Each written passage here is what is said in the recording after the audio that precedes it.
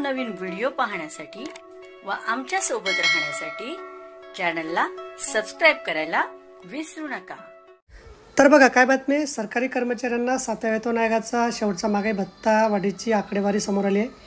या संदर्भातील सविस्तर आकडेवारी पुढीलप्रमाणे जाणून घेऊया। सध्या सरकारी कर्मचारी पेन्शनधारकांना 55% दराने महागाई भत्ता मिळत आहे महाराष्ट्र राज्यातील सरकारी कर्मचारी वगळता। आता यामध्ये नुकतेच जुलैची DA वाढ केली जाणार आहे। सदर जुलै 2025ची DA वाढ ही 7व्या वेतन आयोगातील शेवटची DA वाढ असणार आहे, कारण दिनांक 1 जानेवारी 2026 पासून नवीन वेतन आयोग लागू होईल, त्यामुळे DAची नवीन आकडेवारी जाहीर केली जाईल। नवीन वेतन आयोगामध्ये DAचा दर पुन्हा 0% होतील। इतर देय भत्तेमध्ये वाढ केली जाईल। 7व्या वेतन आयोगातील जुलै 2025चा शेवटचा DA वाढ असणार आहे। ऑल इंडिया ग्राहक निर्देशांकाच्या आधारे विचार केला असता जुलै 2025मध्ये कर्मचाऱ्यांच्या DAमध्ये 3% वाढ केली जाऊ शकते।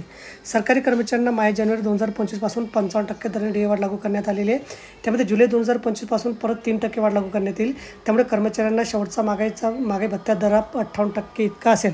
महाराष्ट्र राज्यातील सरकारी कर्मचाऱ्यांना अजूनही 53% दराने महागाई भत्ता आहे आणि आता जून महिन्याच्या शेवटी शासन निर्णय होऊ शकतो आणि जुलैपासून 55% दराने महागाई भत्ता मिळू शकतो।